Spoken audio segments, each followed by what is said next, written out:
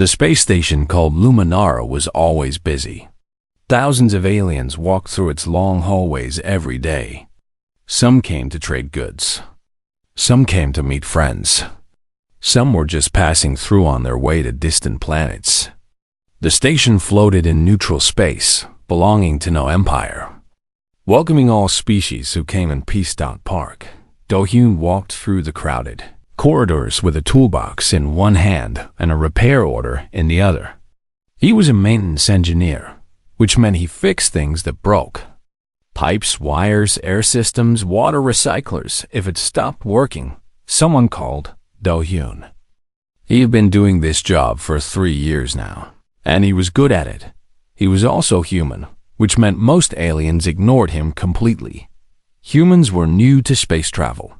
They had only been exploring the galaxy for about 200 years. To species that had been flying between stars for thousands of years, humans were like babies learning to walk.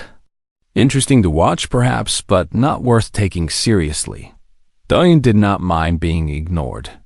He liked his quiet life. He liked fixing things. He liked sending money home to his wife and daughter on Earth. His daughter Yuno was 5 years old now, and every time he video called home, she had grown a little more. He missed her terribly, but the pay on Luminara was good. 2 more years, he told himself. 2 more years, and he could go home for good. Today's job was simple. An atmospheric regulator in Sector 7 was making strange noises. Probably just a loose part. He would tighten some bolts, run a diagnostic, and be done before lunch. He was walking past the market district when he heard something that made him stop. Crying. Not quiet crying. Not sniffling. This was the desperate, terrified wailing of a child who had lost everything safe in the world. The sound cut through all the noise of the busy station and grabbed Do-hyun by the heart. He looked around. Hundreds of aliens walked past him. Tall ones, short ones, ones with scales, ones with feathers, ones that floated instead of walked. None of them seemed to care about the crying. They moved around the sound like water flowing around a rock. Do-hyun followed the crying dot. He found the child in a small space between 2 merchant stalls. She was sitting on the cold metal floor, her knees pulled up to her chest, her small body shaking with sobs. She looked about 5 or 6 years old, the same age as Yuna, but she was not human. Her skin was a beautiful silver blue color, shimmering like the surface of a calm lake. Her hair was white and seemed to float around her head as if she were underwater. When she looked up at Do-hyun with tear-filled eyes, he saw that her eyes were purple, not dark purple, but bright violet, like flowers in spring. Do-hyun recognized her species immediately. She was Volanthi. The Volanthi were one of the oldest and most powerful species in the known galaxy. They ruled an empire of 300 star systems. They could read minds and move objects with their thoughts.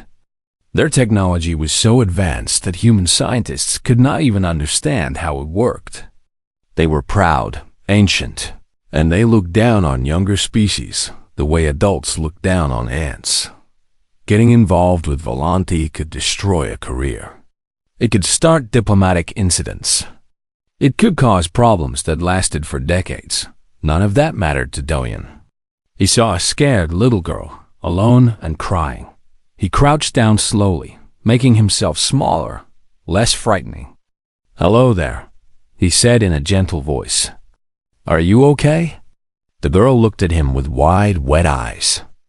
She said something in her own language. Do-hyun's translator, a small device in his ear, struggled with the words, before finally producing a broken translation. "Mother, gone. Bad people, scared." Do-hyun felt his heart squeeze tight. Bad people? Someone had taken this child from her mother. Someone had left her here, terrified and alone. He looked around again. A merchant with blue scales glanced over, saw the Volanthi child, and quickly looked away. A group of tall, elegant aliens in fancy robes walked past without slowing down. Everyone was avoiding her. Everyone was pretending not to see that Duhayan understood why. No one wanted trouble with the Volanthi. Helping this child might mean questions, investigations, accusations. It might mean being dragged into political games that could ruin lives. He stayed anyway. "It's okay," he said softly. "I'm going to stay with you. We'll find your mother." The girl's crying grew louder. And then Dohin felt something strange, a pressure behind his eyes, like a headache starting. Emotions that were not his own pressed against his. Mind, fear, confusion, loneliness. The child's feelings were leaking out of her, touching everyone nearby. This was Volanthi telepathy.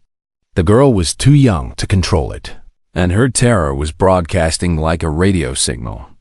Do-Yun had heard stories about humans who were exposed to Volanthi mental projections. Some went mad. Some ran away screaming. Some simply collapsed, their minds unable to handle the alien emotions. He pushed the feeling aside. It hurt, but he had experienced worse. 3 years ago, when Yuna was born and almost died in the first hour, he had felt fear worse than this. He knew how to keep going when his mind screamed at him to run. "My name is Do-Yun," he said, sitting down on the cold floor across from her. "What's your name?" The girl hiccuped between sobs. "Haun," the translator provided. "Haun, that's a pretty name." He smiled at her, even though she probably could not understand human smiles. "I have a daughter, too. Her name is Yuna. She's about your age, I think." Hyun's crying slowed just a little. She was listening now. "Yuna gets scared sometimes, too," Do-Hyun continued. "When she gets scared, I do something special for her. Do you want to see?" The girl did not answer, but her purple eyes were fixed on him now, curious despite her fear. Do-Hyun reached into his emergency kit, the small bag he always carried on his belt. Inside were useful things: a flashlight, bandages, a multi-tool, emergency rations, and one item that was not standard issue. He pulled out a small bottle of bubble solution and a plastic wand dot. It was silly. Maybe? A grown man carrying bubble soap through a space station. But he had bought it for Yuna months ago and kept forgetting to send it home. Now, looking at this scared little girl, he was glad he still had it. He dipped the wand into the solution, lifted it to his lips, and blew. A perfect, shimmering bubble floated up between them. Hyun's crying stopped. Her violet eyes went wide as she watched the bubble drift upward, catching the station lights in a rainbow of colors. It wobbled once, twice, then popped with a tiny sound. Do-Hyun blew another bubble, then another. The little girl's fear was still pressing against his mind. But now, underneath it, he felt something else starting to grow. Wonder. Do-Hyun blew bubble after bubble into the air between them. Each one floated upward like a tiny planet, spinning slowly, catching the light in beautiful colors before popping and disappearing. Haun watched them all with wide eyes, her crying forgotten for the moment. The pressure in Do-Hyun's head was still there. The girl's telepathic distress had not stopped. She was still scared, still lost, still wanting her mother. But the sharpest edge of her fear had softened. She was distracted now, curious about these strange floating spheres that the human was creating from nothing. "See how they shine?" Do-Hyun said, keeping his voice calm and warm. "My daughter loves these. She calls them tiny moons." Haun sniffled. Her floating white hair had settled a little, no longer standing up in all directions. The translator in Do-Hyun's ear produced her small voice. What are they?" "They're called bubbles. Just soap and air, really. But when you mix them together just right and blow." He created 3 more bubbles in quick succession. Magic. It was not magic, of course. It was simple science. Soap and water and breath. But to a scared child, it might as well have been the most wonderful spell in the universe. Around them, the station continued its busy movement. Aliens walked past, still avoiding the small space where Do-yoon sat with the Volante princess. A few glanced over with curiosity, but none stopped. None offered help. The human and the child might as well have been invisible. Do-yoon did not care. His whole attention was on Haun. "Do you want to try?" he asked, holding out the bubble wand. Haun hesitated. She looked at the wand, then at Do-yoon, then back at the wand. Her small hands were still trembling slightly from her earlier terror. But children are curious creatures, no matter what planet they come from. Slowly, carefully, she reached out and took the wand from his hand. "Okay," Do-yoon said with an encouraging smile. "First, dip it in the bottle like this." He guided her hand gently. "Now lift it up. See the film across the circle? That's where the bubble will come from. Now blow, but softly, like you're trying to cool down hot soup." Haun took a deep breath and blew too hard. The soap solution splattered everywhere. No bubbles appeared. Her lower lip trembled, and Do-yoon worried for a moment that she would start crying again. But he quickly said, "That's okay. Everyone does that the first time." Even Yuna sprayed soap everywhere when she first learned. "Try again, but gentler this time." The girl dipped the wand again. She lifted it carefully. She blew and a small, wobbly bubble emerged from the circle. It was not perfect. It was lopsided and popped almost immediately. But Haun's face lit up like a sunrise. "I did it." "You did." Do-yoon clapped his hands softly. "See? You're a natural. Now try again." She tried again. This time, 2 bubbles came out. Then 3. Her next attempt produced a bubble that was almost as big as her fist, floating upward in a lazy spiral. Haun laughed. It was a beautiful sound. High and musical, like wind chimes in a summer breeze. The pressure in Do-yoon's head changed. The fear was fading, replaced by something lighter and warmer. Joy. The girl's joy was leaking out of her now, just as her fear had before. "They're so pretty," Haun said, watching her bubbles float away. "You know what makes them pretty?" Do-yoon asked. "The light goes inside them and bounces around. That's why you can see all those colors. Every bubble is like a tiny rainbow." "Rainbow?" "Colors in the sky after rain. We have them on my planet. Maybe you have them on yours too?" Haun shook her head. "No rain on homeworld. Only crystal light." "Crystal light sounds beautiful," Do-yoon said. "Maybe you can tell me about it while we wait for someone to find you." The mention of waiting for someone made Haun's face fall slightly. The fear tried to creep back in. Do-yoon saw it happening and quickly created another bubble, a big one that floated right past her nose. "My daughter taught me a trick," he said. "She figured out that if you blow really carefully, you can make bubbles inside bubbles. I can never do it right, but maybe you can." The distraction worked. Haun focused on the bubble wand again, trying to create the impossible double bubble. She failed, of course. Even Yuna could not really do it, but the trying kept her mind busy. They sat there together, a human maintenance worker and a Volante princess, playing with soap and air while the galaxy moved around them. Do-yoon talked about his daughter, about Earth, about the silly things that happened on the station. Haun listened, occasionally asking questions through the translator. "Why you fix things?" she asked at one point. "Because broken things make people sad," Do-yoon answered.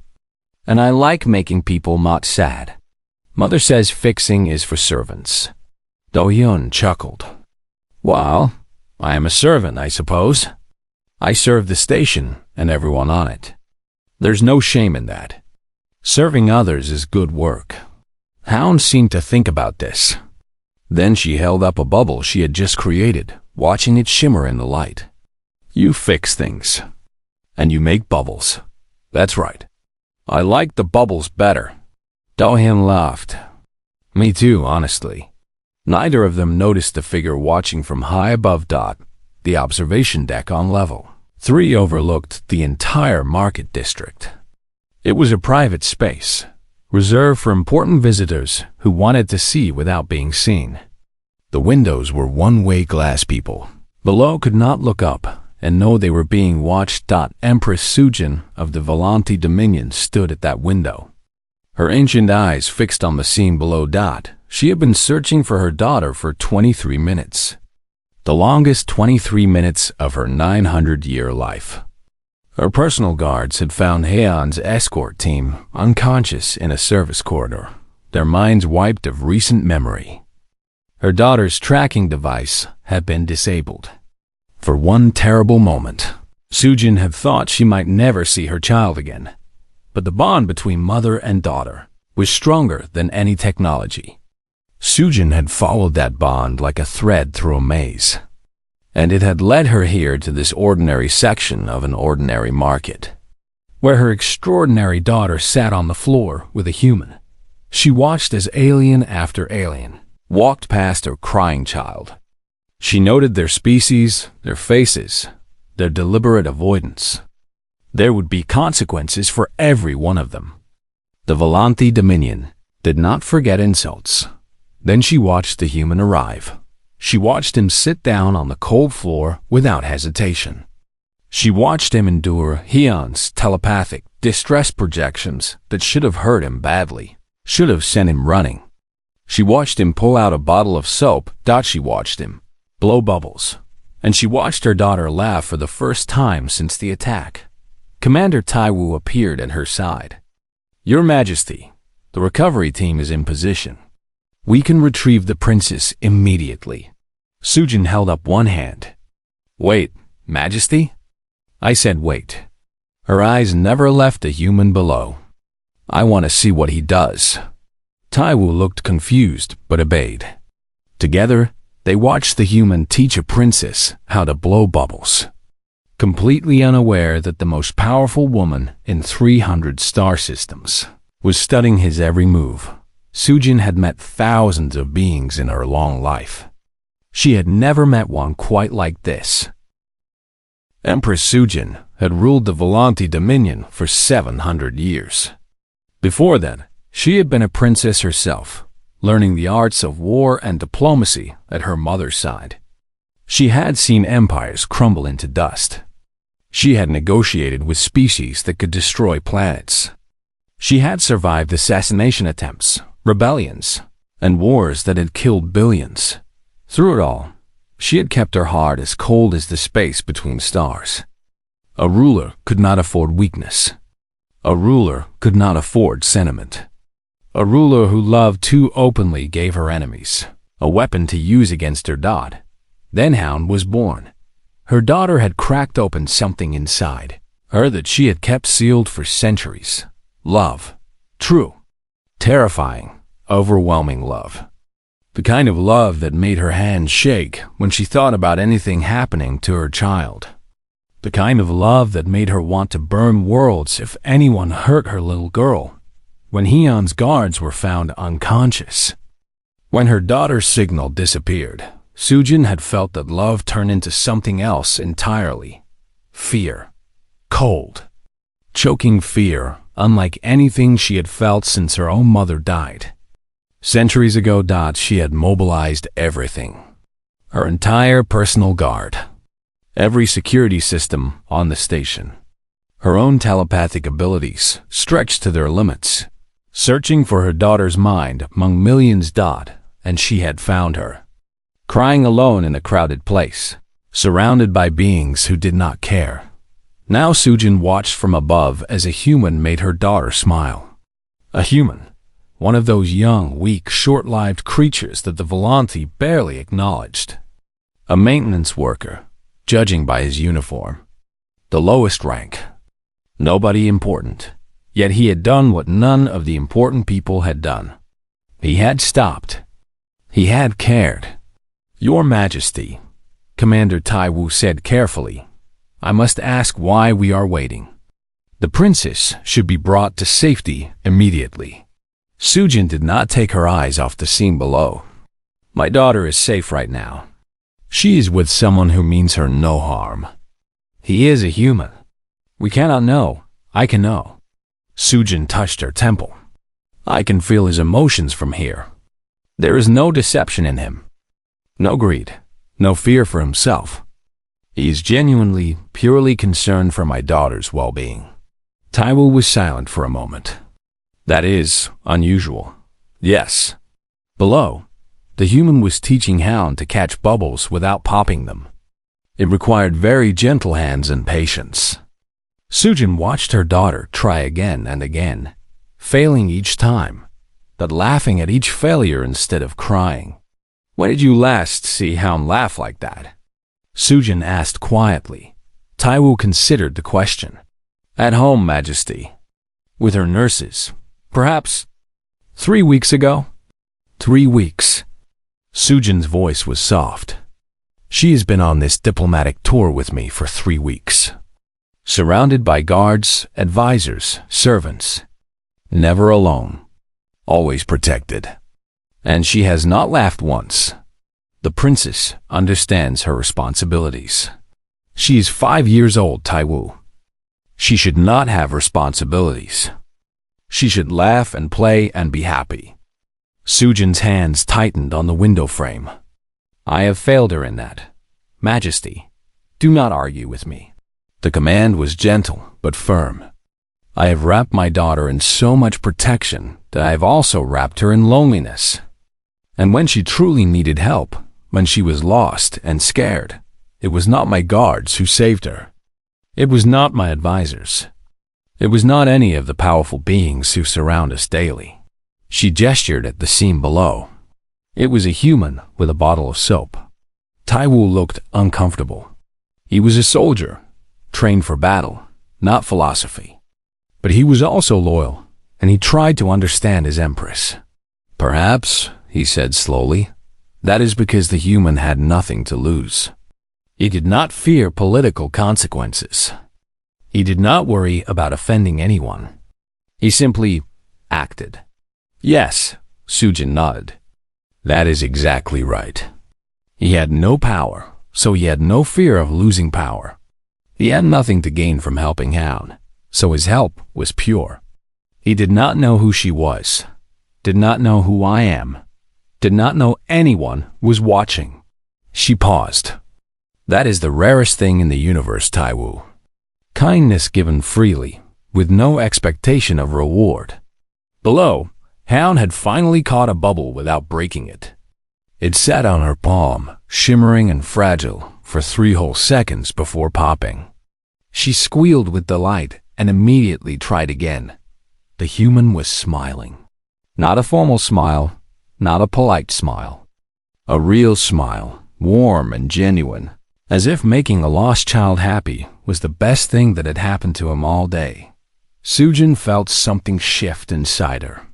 Something she had not felt in a very long time. Hope. For centuries. The Volanthi had kept themselves apart from younger species. They traded with them, negotiated with them, sometimes fought with them, but never trusted them. Why would they? Younger species were selfish, violent, short-sighted. They could not see beyond their own brief lifespans. They did not understand the long view of history. Humans were considered the worst of the lot. Aggressive, emotional, primitive. They had only been in space for 200 years, a blink of an eye by Volanthi standards. They were not worth taking seriously. But this human saw a child in distress and did not calculate the risks. He did not weigh the political implications. He did not think about what helping her might cost him. He simply helped. When was the last time someone had done something kind for no reason?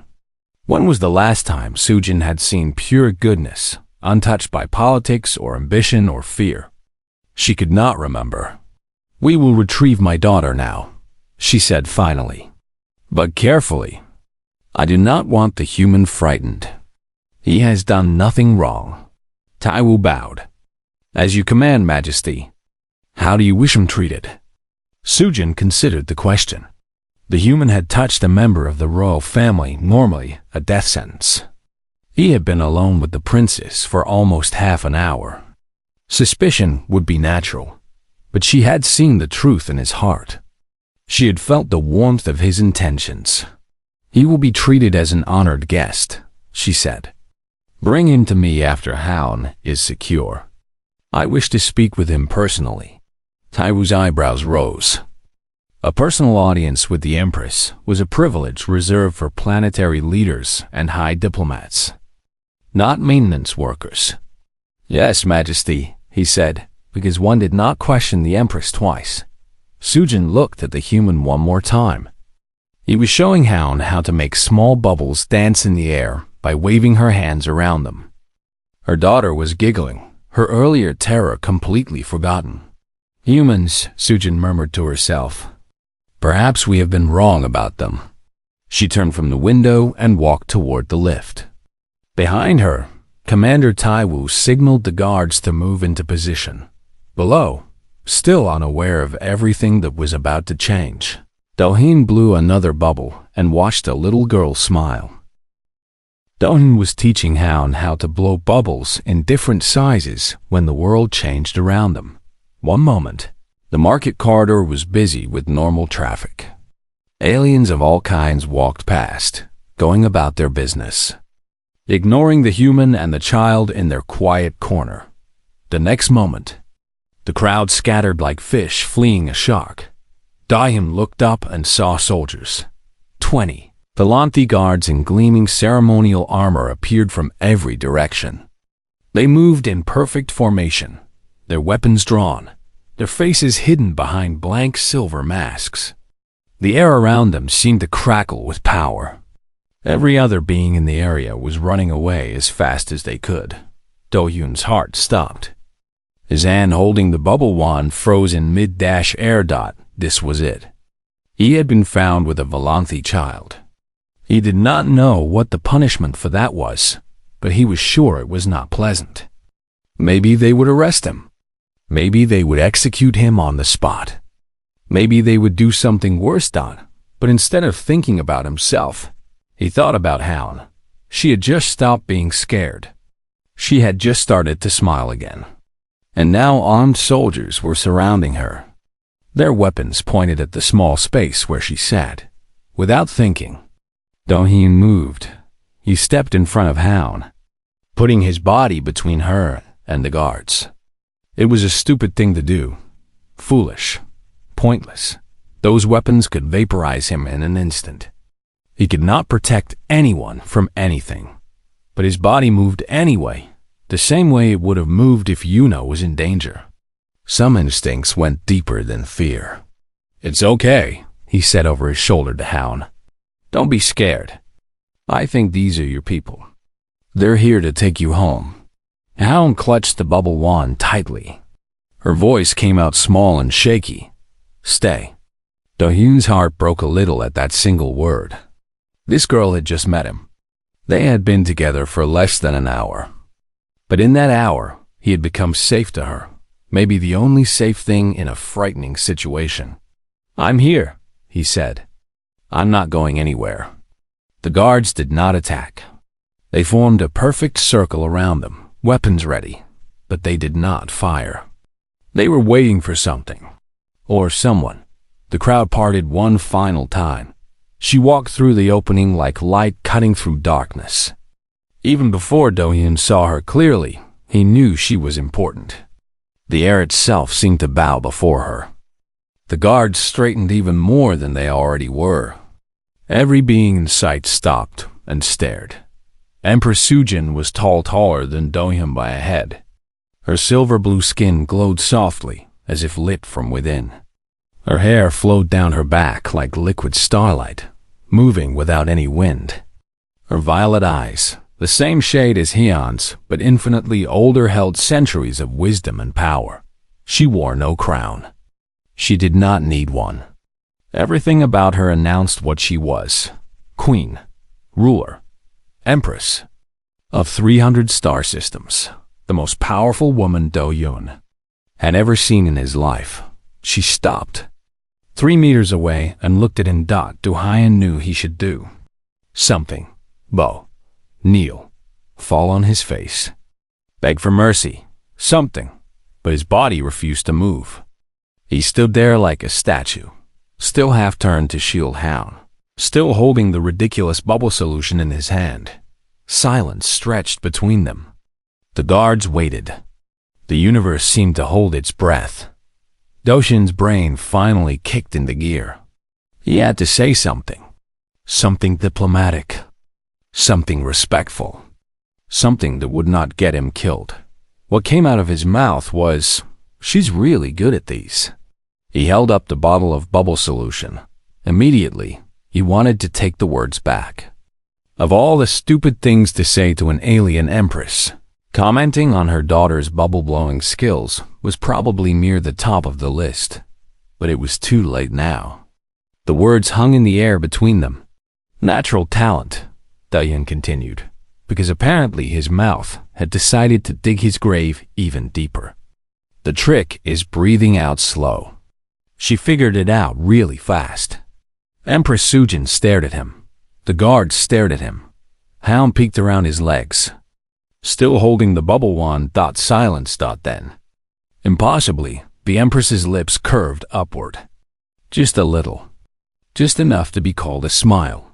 "Hound," she said, and her voice was like music and thunder combined. "Come to mother." The princess ran to her. The bubble wand dropped forgotten on the floor as Hound threw herself into her mother's arms. The Empress caught her and held her tight, her eyes closing for just a moment. In that moment, she was not an empress. She was just a mother, holding her child, grateful beyond words. When she opened her eyes again, they were fixed on Do-hyun. "Human," she said. "What is your name?" "Park Do-hyun, Your Majesty." "Maintenance engineer, 3rd class." "You stood between my daughter and my guards, Park Do-hyun. You shielded her with your body. Why?" Do-hyun thought about the question. There were many ways to answer. He could talk about duty, or honor, or basic decency. But the truth was simpler than that. "She was scared," he said. The weapons probably weren't helping. The Empress tilted her head slightly. Do-hyun could feel something pressing at the edges of his mind, her telepathy. He realized, testing him, reading him. He did not resist. He had nothing to hide. "You didn't know who she was when you stopped to help her," she said. "No." "Your Majesty, you didn't know I was watching." "No." "Your Majesty, you didn't expect any reward." "No." "Your Majesty." The Empress looked at him for a long moment. Her violet eyes seemed to look straight through him, seeing things he could not see himself. Then she spoke, and her voice carried to every being in the corridor. "The Volanthi Dominion does not forget. Kindness shown to our blood." Her gaze swept across the crowd, all the merchants, and travelers who had walked past, a crying child without stopping. Nor do we forget the kindness that was not shown. A shiver ran through the watching crowd. Those who had ignored Hound suddenly found reasons to be elsewhere. They hurried away, not wanting to be remembered. The Empress looked back at Do-hyun. Her expression softened just slightly. "You will come with us, Park Do-hyun. I wish to speak with you further." It was not a request. Do-hyun understood that. When an empress said you would come with her, you came. But strangely, he was not afraid. He had done nothing wrong. He had only helped a lost child. "Yes, Your Majesty," he said as the guards formed around him, an escort. Not a prison hound looked back at him over her mother's shoulder. She waved, a tiny wave, her small hand opening and closing. Do-hyun waved back. Whatever happened next, he thought, at least the little girl was safe with her mother. That was enough. That was worth whatever came next. The guards led him toward the royal ship, and Park Do-hyun, maintenance engineer, 3rd class, nobody important, walked into a future he could never have imagined. The Volanthi royal ship was bigger than Do-hyun's entire apartment building back on Earth. He walked through corridors that gleamed with strange metals and glowing crystals. past windows that showed the stars outside like scattered diamonds on black cloth. Everything around him was beautiful and expensive, and far beyond anything he had ever experienced. He was still wearing his maintenance uniform. He still had his toolbox. He still smelled faintly of the grease he had used on a repair job that morning. Among all this splendor, he felt like a spot of dirt on a wedding dress. The guards led him to a waiting room that was probably worth more than he would earn in 10 lifetimes. They did not speak to him, but they were not cruel either. One of them brought him a drink in a crystal glass. It tasted like nothing he had ever tried before, sweet and cold, and somehow sparkling with tiny lights. He sat there for perhaps 20 minutes, wondering what would happen next. Would there be questions? An investigation? Would someone accuse him of trying to kidnap the princess? Then a guard appeared and gestured for him to follow. He expected to be taken to a throne room, some grand chamber with high ceilings and marble floors, where the empress would sit above him in judgment. That was how it worked in movies, at least instead. The guard led him to a garden. Do-hyun stopped at the entrance, surprised. The room was filled with plants he did not recognize, trees with crystal leaves, flowers that hummed softly, grass that rippled like water.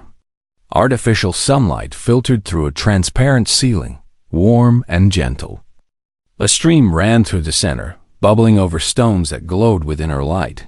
And there, sitting on a bench by the water, was Empress Sujin. She was not wearing her armor or her formal robes now. She wore simple clothes in soft colors, and her starlight hair was tied back loosely. Without all the ceremonial grandeur, she looked almost normal, almost like any other mother watching her child play, because Haum was there too. The princess was sitting at the edge of the stream, blowing bubbles over the water and watching them float away.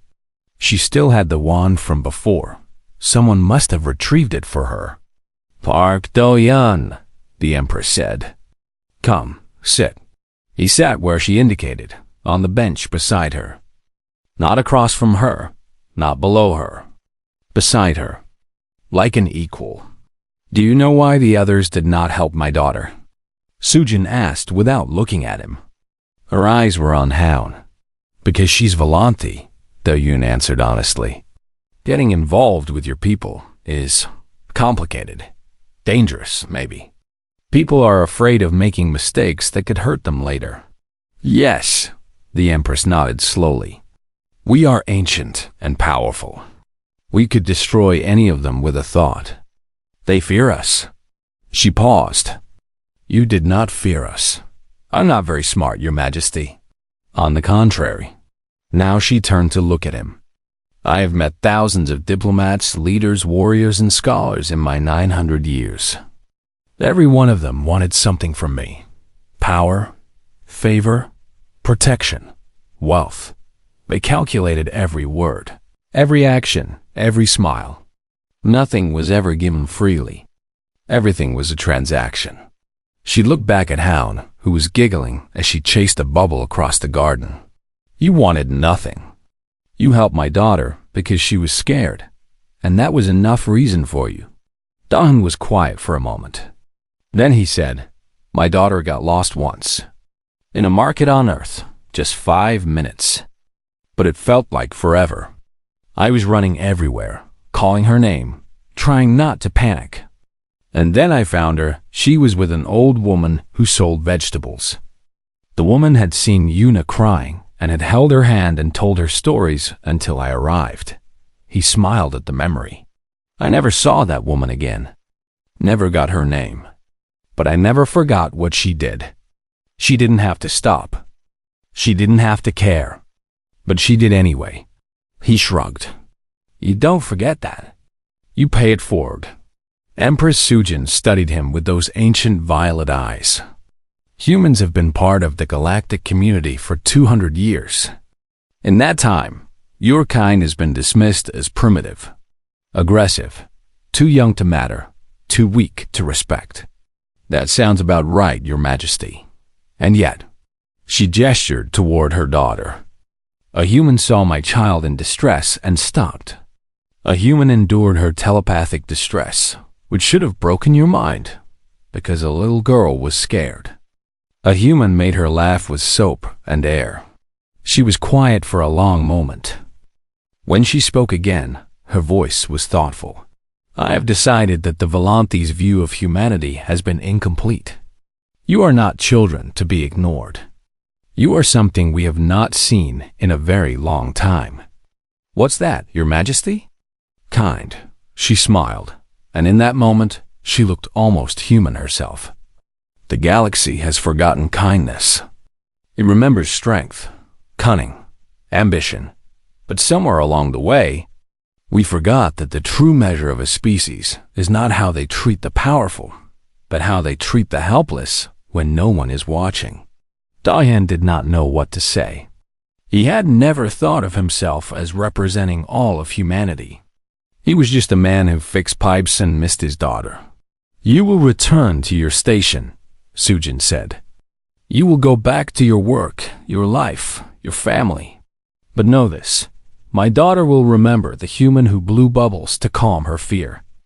And when she rules after me, she will remember that humanity was kind when they had no reason to be.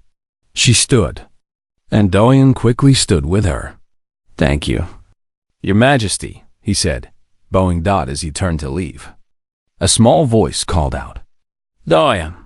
Hound came running across the garden, her floating hair bouncing, her violet eyes bright with happiness. She crashed into his legs and hugged him around the knees, the highest part of him she could reach. Then she pressed something into his hand. He looked down. It was a small crystal, no bigger than his thumb, pulsing with soft inner light. Colors swirled inside it like a tiny galaxy. For Yuna, the translator provided. So she can blow bubbles too. Dayan felt his eyes grow wet. He crouched down to the princess's level, the way he had when he first met her. I'll make sure she gets it, princess. I promise. Hound smiled at him, a smile that would stay with him for the rest of his life. Then she ran back to her mother, already chattering about the bubbles she was going to make tomorrow. As the guards escorted him back to the station, Dayan held the crystal carefully in his hand. It was warm against his palm, like holding a piece of captured starlight. 3 months later, the Volante Dominion formally proposed a partnership with Earth, the first such offer in their 9,000-year history. The diplomats were confused. The politicians argued. The military experts tried to find hidden motives. Dayan heard about it on the news while fixing a broken water pump on Luminara Station. He smiled, thought about Yuna and Hound playing together someday, and went back to work. Some things did not need complicated explanations. Some things just needed someone willing to blow bubbles when a child was scared. That night, he video called home. Yuna was bouncing with excitement when she saw him, already talking about her day before he could say, Hello, Daddy. Daddy, look what I can do. She held up a bubble wand and blew a perfect, shimmering bubble floated across the screen. Dayan laughed. That's wonderful, sweetheart. I have something for you. A gift from a friend. He held up the crystal, and Yuna's eyes went wide. Somewhere across the galaxy, on a world of crystal light and ancient power, another little girl was blowing bubbles and thinking of a human who had shown her kindness when she needed it most. And somewhere in between, in the vast dark of space, two species were beginning to build a bridge, not with treaties or weapons or power, but with something much simpler and much stronger. The memory of a man who stopped when everyone else walked past. The memory of bubbles in the dark. The memory of kindness, given freely when no one was watching. That was humanity's gift to the universe, and the universe would not forget.